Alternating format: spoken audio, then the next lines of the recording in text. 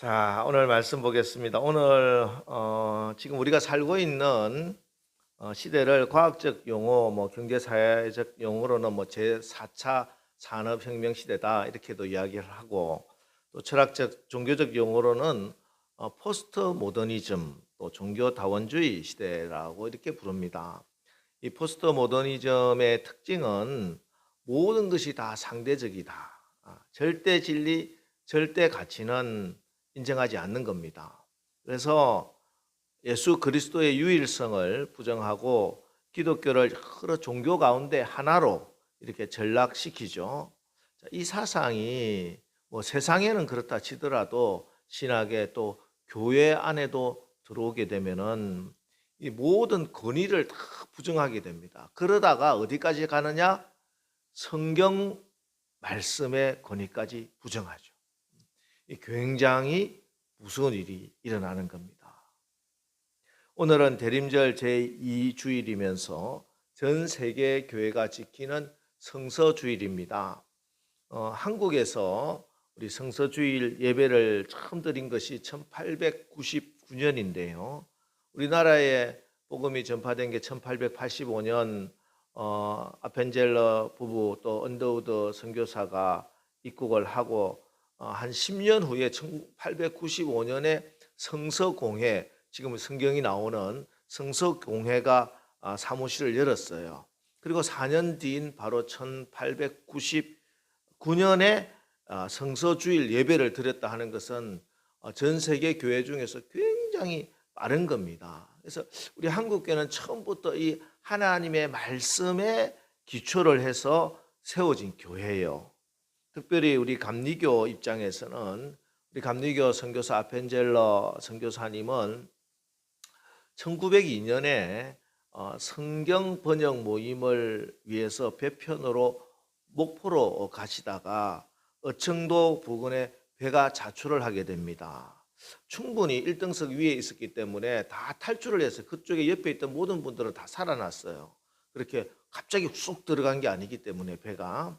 그런데 그럼에도 불구하고 제일 아래에 있던 3등 칸에 있던 조수와 또 이화 학당 여학생 이들을 구하러 다시 내려갑니다. 배 밑으로.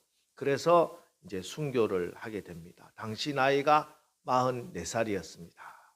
그래서 우리는 특별히 이 하나님 말씀 성경에 대해서 귀중히 여기고 있죠. 그런데 더 놀라운 사실이 있습니다. 북한이 제공한 부지 위에 남북이 공동으로 설립한 대학교가 있어요. 바로 평양과학기술대학입니다. 우리 사진 한번 볼까요? 평양과학기술대학인데 지금 북한에 있는 유일한 사립대학교입니다. 영어로만 수업을 할 정도로 아주 수준이 높고 거의 김일성 대학 다음에 아마 될 만큼 굉장히 수준이 높은 그런 학교입니다. 이 대학교를 지을 때 일인데요. 중국의 연변과학기술대학교에 그 김진경 총장님에게 어느 날 북한에서 연락이 옵니다.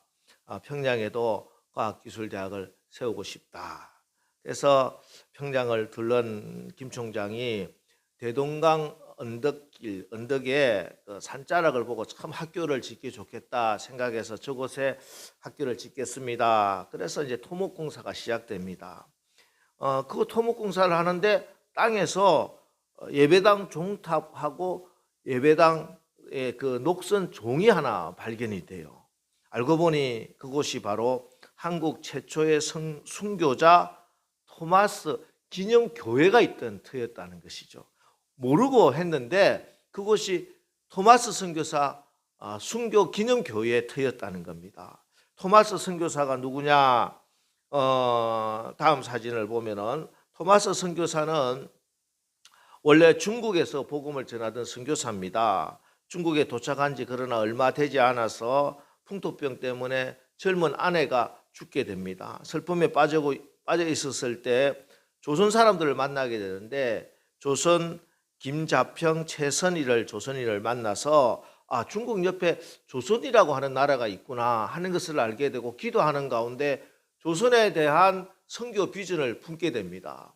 그래서 한문 성경을 몇 구루미를 준비를 해서 조선에 들어가는 배 미국 상선 전어를 셔먼호, 이거는 뭐 우리나라 국사책에도 나오는 유명한 상선입니다. 미국이 그 대동강변에 도착을 했는데 그때는 이제 대원군이 세국 정책을 하고 있을 때였어요. 그래서 조선군들이 불화살하고 막 대포하고 쏘면서 그 배를 막 공격을 합니다. 그래서 불길에 배가 휩싸이고 강물에 막 뛰어드는 선원들은 해변가에 나오면은 그냥 조선군인들이 칼로 찌르고 곤봉으로 치고 온 대동강변이 피바다가 되고 있었습니다.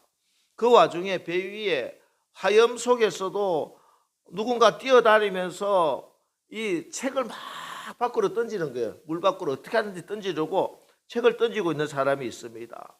그 사람이 바로 토마스 선교사입니다. 지저스 크라이스트라고 목매어 외치면서 있는 힘을 다해서 성경책을 한 권이라도 강변에 던질 수 있도록 던지고 그러면서 기도합니다. 하나님, 이 성경이 씻긴 물을 마시는 자마다 예수를 알게 하시고 이 성경이 녹아진 물이 흘러 들어가 땅끝마다 예수 복음이 전하게 하여 주옵소서. 이렇게 기도하고 이제 죽음을 직감한 토마스 선교사는 불타는 배에서 성경 한 알음을 안고 대동강변에 뚜벅뚜벅 오르는데 그를 발견하고 죽이려고 칼을 들고 달려오던 사람이 바로 박충권이라고 하는 조선인 병사였어요. 토마스 선교사는 그 앞에 무릎을 꿇고 두 손으로 성경 한 권을, 이게 영어니까 한국말을 모르니까 이렇게 미소를 지으면서 받으라고 이렇게 바치는 순종을 하고 머리를 모래밭에 박고 기도합니다. 그리고 나서 하늘을 우러러 지저스 크라이스트, 지저스 크라이스트, 세 번째 지저스 크라이스트를 외치는 그 순간 박충권의 칼이 토마스 선교사의 목을 댕강 베게 되는 것이죠. 이때 토마스 선교사 나이가 26살이었습니다. 아내가 죽은 지 3년 만에. 이분이 우리나라의 실질적인 처음 순교자예요. 우리나라 기독교를 위해서, 복음을 위해서 돌아가신 첫 순교자가 토마스 선교사입니다.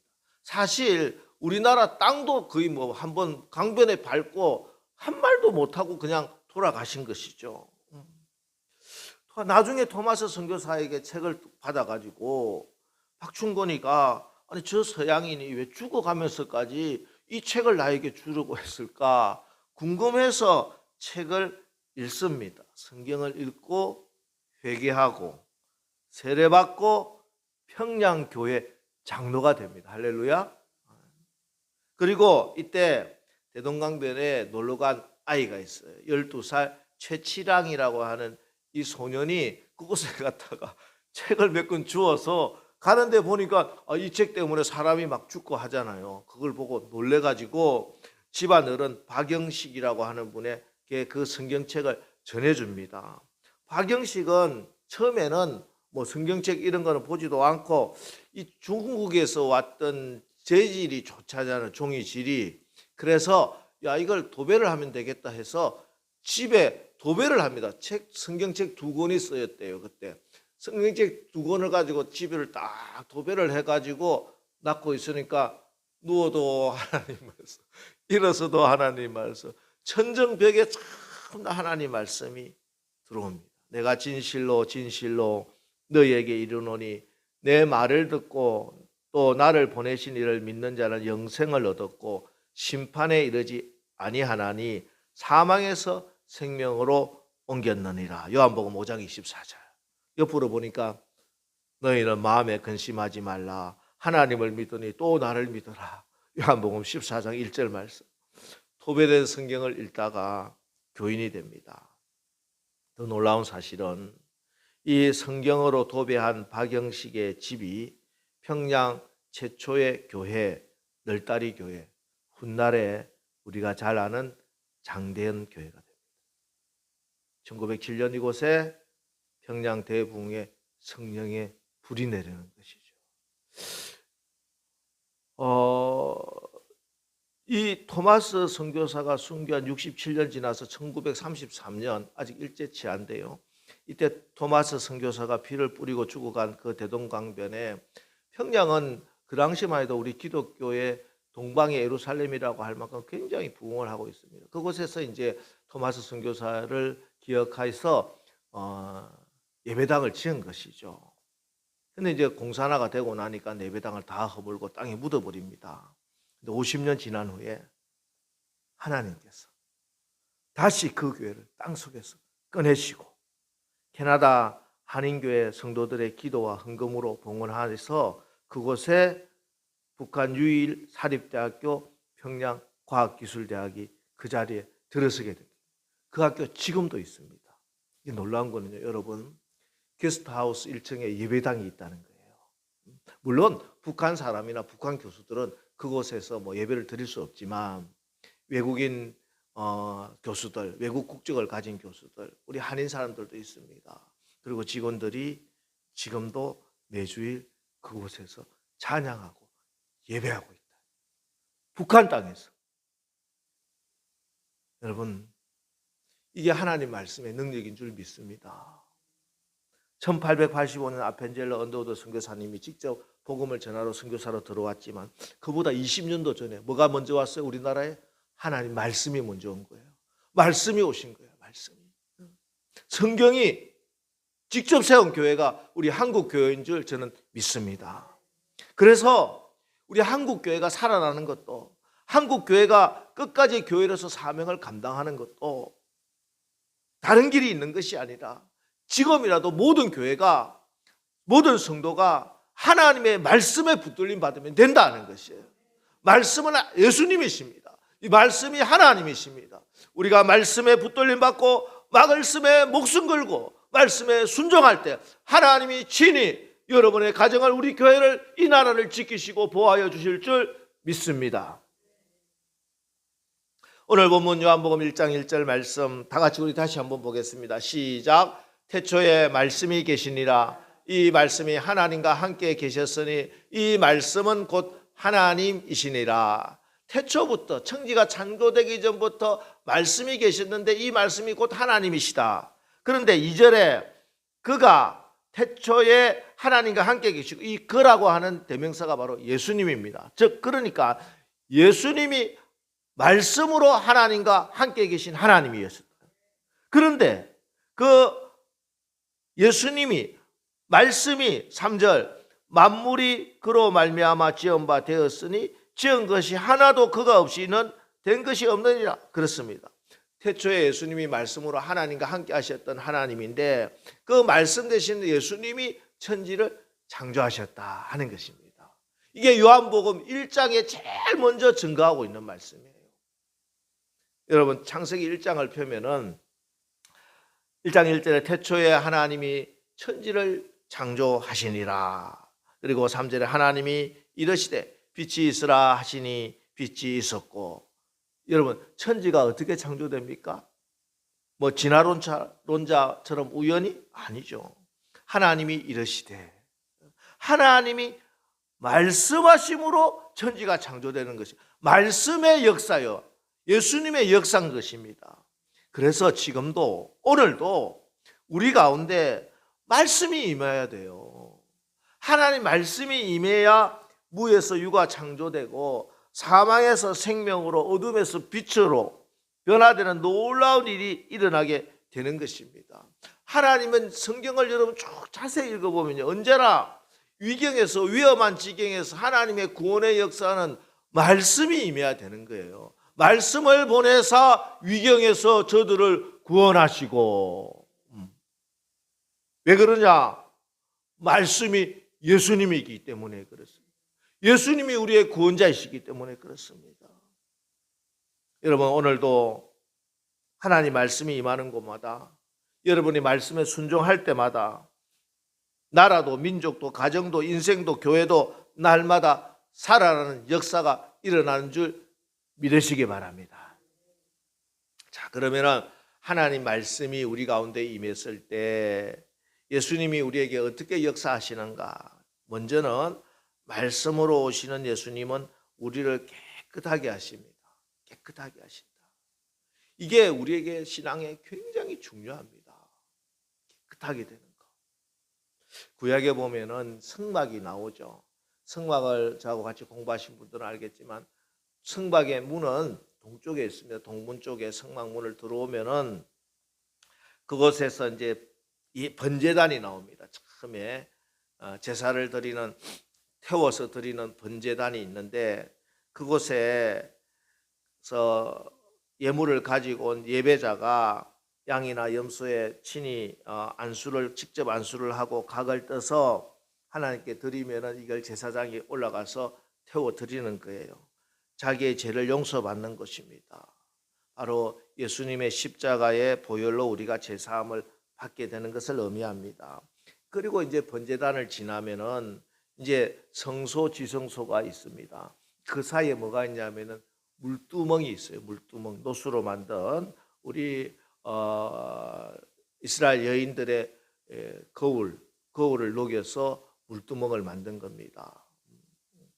이 물두멍에 물이 있는데 제사장들은 성소에 들어갈 때 반드시 물두멍에 손을 씻고 발을 씻고 성소에 들어가야 돼. 그렇지 않으면 죽게 되는 겁니다. 죄를 가지고 하나님 앞에 갈 수가 없어요. 자, 번제단에서 어린 양의 피로 깨끗이 제사함을 받았지만 성막 안에서 여러 가지 일을 하다 보니 더러워지는 것들이 있잖아요. 그걸 깨끗이 씻어야 성소에 들어갈 수가 있습니다. 근데 이 물두멍의 물이 뭐냐? 바로 하나님의 말씀이에요. 성경 볼까요? 시편 119편 9절, 청년이 무엇으로 그 행실을 깨끗하게 하리까? 주의 말씀만 지킬 따름이니이다. 또 요한복음 15장 3절 우리 주님 말씀합니다. 너희는 내가 일러준 말로 이미 깨끗하여졌다. 이렇게 말씀하고, 또 바울도 에베소서 5장 26절 27절에서 이는 곧 물로 씻어 말씀으로 깨끗하게 하사 거룩하게 하시고 자기 앞에 영광스러운 교회로 세우사 티나 주름 잡힌 것이나 이런 것들이 없이 거룩하고 흠이 없게 하려 하심이라. 여러분, 우리의 영과 육을 깨끗하게 하고 정결하게 하는 것이 하나님의 말씀입니다. 왜냐? 하나님의 말씀이 곧 예수님이기 때문에 그렇습니다. 예수님만이 우리의 죄를 깨끗하게 하시는 분이시기 때문입니다. 그래서 말씀을 늘 가까이 하는 것이 우리에게 너무나 중요합니다. 근주, 자적, 금묵, 자흑, 우리 그 다음 화면을 보면은 한자인데 붉은 것을 가까이 하면 붉게 되고 먹을 가까이 하면 검게 된다. 이런 말이 있어요. 여러분, 깨끗한 것을 가까이 하면 깨끗해지고 더러운 곳에 자꾸 가 있으면 더러워지는 거예요. 이 세상에 가장 깨끗하고 가장 정결한 것이 과연 무엇인가? 그럼 우리 주님 예수님이십니다. 그죠? 예수님을 가까이 해야 깨끗해집니다. 말씀을 가까이 하시기 바랍니다. 우리가 하나님 말씀을 자꾸 읽고 내 마음을 자꾸 채워야 내 영이 깨끗해지는 거예요. 하나님의 집에는 금그릇, 은그릇, 나무그릇, 질그릇 여러 그릇이 있는데 하나님께서 그 그릇 중에 귀하게 쓰시는 것은 이게 금그릇이라고 쓰는 것도 아니고 은그릇이라고 쓰는 것도 아닙니다. 하나님께서 그 그릇 가운데 쓰시는 그릇은 깨끗한 그릇을 쓰십니다. 여러분 그렇지 않습니까? 여러분도 마찬가지죠. 오늘 바빠서 설거지도 안 하고 오신 분 혹시 계신지 모르겠는데 설거지 안 한 그릇이 아무리 좋은 본차이나라도 그 그릇에 음식을 담아서 손님을 대접할 수는 없잖아요. 그릇은 일단은 깨끗해야 됩니다. 날마다 말씀을 읽고 말씀을 묵상하고 말씀에 순종하여 여러분의 몸과 마음의 영혼에 더러운 죄가 깨끗하게 씻김을 받아 하나님의 축복을 하나님의 능력을 담는 깨끗한 그릇이 되어서 하나님의 축복의 주인공, 기적의 주인공, 간증의 주인공 되시기를 주님의 이름으로 축원합니다. 그렇습니다. 하나님 말씀을 가까이 하고 읽을 때마다 여러분의 죄가 씻김받고 되는 줄 믿으시기 바랍니다. 다음에 또 말씀으로 오시는 우리 예수님은 우리 가운데 빛의 역사를 일으켜 주십니다. 말씀이 곧 빛이기 때문에 그렇습니다. 예수님이 곧 빛이기 때문에 그렇습니다. 여러분 사무엘상 3장에 보면은 어린 사무엘과 엘리 제사장 이야기가 기록되어 있죠. 성경은 이 시대를 이렇게 이야기합니다. 아이 사무엘이 엘리 앞에서 여호와를 섬길 때에는 여호와의 말씀이 희귀하여 이상이 흔히 보이지 않았더라.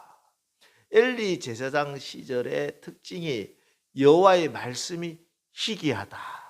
말씀이 희미했다는 거예요. 이게 하나님의 말씀인지 반드시 지켜야 할 말씀인지 그냥 세상에 그냥 말인지 그냥 흐리멍텅해졌다는 것입니다. 이때 그러면 어떤 현상이 일어나? 말씀이 희귀해지면요. 말씀이 분명하지 않으면 어떤 현상이 일어나느냐? 사무엘상 3장 2절에 엘리의 눈이 점점 어두워 가서 잘 보지 못하는 그때 그가 자기 처소에 누웠다. 엘리는 대제사장입니다. 제사장의 눈이 어두워지는 거예요. 단지 나이가 들어서 노안이 왔다는 뜻도 되지만 그보다 그 영이 어두워진 거예요. 그리고 누워 있는 거예요. 영이 누운 겁니다. 말씀이 어두워지면, 말씀이 희귀해지면 나타나는 현상이에요. 그렇습니다. 여러분, 하나님 말씀이 분명해지지 않으면, 말씀이 빈곤해지면요, 영혼이 어두워지고, 가정이 어두워지고, 교회가 어두워지고, 사회가 어두워집니다. 여러분, 어두운 곳에는 반드시 사단 마귀 귀신들이 날뛰기 시작하는 거예요. 역사합니다. 여러분 기억하십시오. 제사장의 가문이라고 3대째 4대째 믿음의 가문이라고 해도 하나님 말씀이 희귀해지면은, 말씀의 등불이 꺼지게 되면은 어둠이 역사해요. 도둑이 오고 죽이고 멸망시키는 것이에요. 어둠 역사하면 어떻게 됩니까? 그 결론이 어떻게 돼요?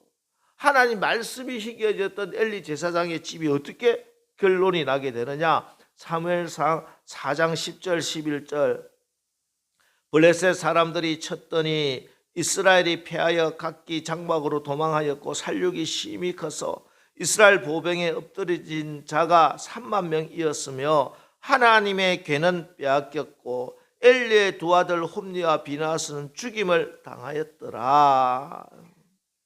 전쟁은 패하고 언약궤는 빼앗기고 홈니와 비느하스는 죽임을 당하고 이 소식들은 엘리는 의자에서 넘어져서 목이 부러져서 죽고 비느하스의 아내가 그때 아기를 출산하면서 소리를 지릅니다. 그 아이의 이름을 이가봇 하고 죽고 맙니다. 이가봇은 하나님의 영광이 떠났다 이런 뜻이에요. 그렇습니다. 하나님의 말씀이 희귀해지면 하나님의 영광이 떠나고 어둠의 지배가 일어나게 되는 것입니다. 여러분 그럼 어떻게 해야 되겠습니까? 지금 이 시대도 마찬가지입니다.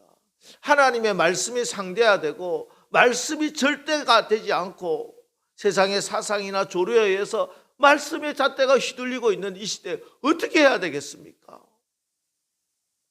다시 하나님 말씀을 들을 수 있어야 되겠습니다. 물론 처음에 잘 안 될 수도 있어요. 그래도 한 번, 두 번, 세 번 자꾸 하나님 말씀 앞에 자꾸 가까이 가야 됩니다. 특별히 초신자들 중에 성경을 읽으라고 권하면 아유 목사님 성경만 펴면 이상하게 잠이 와요. 집사님들 중에도 그런 분 제가 한번 이야기 들은 적이 있어요.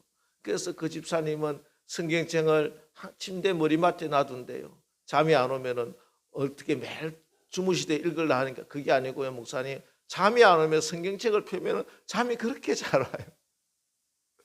물론 하나님이 사랑하는 자 잠을 주신다고 했으니 우리 가운데 제가 얼마 전에 상담하는데 불면증 때문에 고통이 되신다고 하길래 그래 성경책이라도 읽고 잠을 자세요 이렇게 이야기했는데 그래요. 처음에 성경 말씀이 희한하게 막 잠이 오게 돼요. 그런데 원래 그래요. 잠이 자꾸 와도 하나님 말씀이 처음부터 그렇게 선명하게 들리지 않아요. 자꾸 접해야 됩니다. 자꾸 읽고.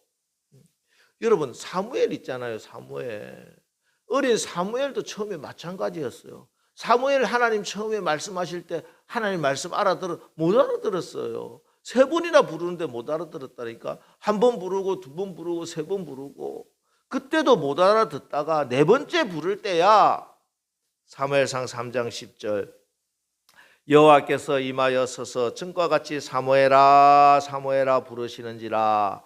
이때야 돼서 사무엘이 이르되 말씀하옵소서 주의 종이 듣겠나이다 하니. 예. 이렇게 1번, 2번 안 되고 3번째도 안 되고 4번째, 5번째가 되고 7번째가 되더라도 자꾸 하나님 말씀을 가까이 가고 접하면은 결국 하나님의 성령이 우리의 영의 길을 열어주셔서 하나님의 음성이 들리게 되는 줄 믿으시기 바랍니다. 하나님의 음성을 듣게만 되면 어떻게 되느냐? 사무엘상 3장 19절 20절 사무엘이 자라매 여호와께서 그와 함께 계셔서. 하나님이 어떻게 함께 계십니까? 말씀으로 함께 계시는 거예요. 그죠? 그의 말이 하나도 땅에 떨어지지 않게 하시니 단에서부터 브엘세바까지의 온 이스라엘이 사무엘은 여호와의 선지자로 세우심을 입은 줄을 알았더라. 아멘. 여러분, 말씀이 땅에 떨어지지 않아야 돼요. 여러분, 주일날 새벽 기도에 수요 예배, 금요 기도 이 강단에서 선포되는 하나님의 말씀이 땅에 떨어지지 않고 여러분의 마음밭에 잘 심겨지시기를 주의 이름으로 축복합니다. 내 하나님의 말씀이 내 마음에 심겨지면은 살아나는 거예요. 하나님 말씀이 내 마음에 심겨지면은 회복되는 것입니다. 하나님 말씀이 내 마음에 심겨지면은 기적이 일어나게 되는 것입니다. 여러분, 이상하고 세상의 소리 자꾸 귀 기울이지 마시고 가장 확실한 것은 성경 말씀이에요. 하나님 말씀을 읽고 묵상하고 하나님 말씀을 읽을 때 여러분 마음에 강하게 주시는 말씀들이 있습니다. 그걸 레마라고 하죠. 레마라고 하죠. 이 레마의 말씀, 나에게 이건 하나님이 말씀하는구나. 우리의 영이 깨닫습니다. 자꾸 말씀을 가까이 할수록 민감해지는데 처음에는 우둔하더라도 조금 이상하다. 이 말씀이 자꾸 내 마음에서 떠나지 않지 하는 말씀이 있어요. 그 말씀에 순종해 보십시오. 하나님이 역사하시는 것이 무엇인지, 하나님 말씀이 어떤 능력이 있는지 여러분이 체험하게 될 것이고 하나님을 더욱더 신뢰하고 하나님의 축복의 주인공이 될 줄 믿습니다. 여러분, 한마디 말을 하더라도 내 귀에 들리는 대로, 내 느낌대로, 내 감정대로 막 내뱉지 마시고 하나님 말씀으로 여러분의 입술에 파수꾼을 세우시기 바랍니다.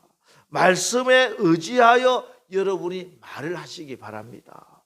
여러분 가는 길목길목에 하나님의 말씀의 빛을 비추십시오.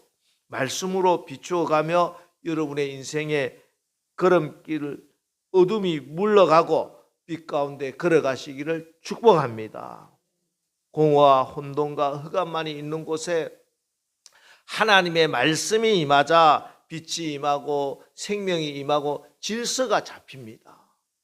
도저히 풀 수 없고 어떻게 해결해야 될 줄 모르는 복잡한 상황 문제 가운데는 하나님 말씀을 붙들고 기도하시기 바랍니다. 그리고 그 말씀을 비추어가며 순종해 나갈 때 어느 순간에 하나하나 모든 것이 제자리를 잡고 문제가 풀어지기 시작하는 것입니다.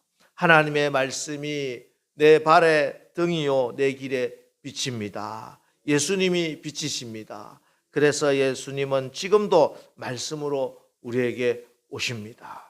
이번 한 주간 우리 죄를 깨끗하게 씻겨주시고 정결하게 하시는 하나님의 말씀, 세상의 빛이 되신 하나님의 말씀, 우리를 변화시키고 회복시키시는 능력의 말씀, 우리를 생명으로 풍성하게 이끄시는 하나님 말씀을 날마다 가까이 하고 그 말씀 앞에 결단하고 순종하여서 하나님의 영광이 떠나는 이가봇이 아니라 쉐키나 하나님의 영광이 늘 임하는 이번 한 주간 살아가는 우리 남수교회 모든 성도님들 다 되시기를 주님의 이름으로 축원합니다.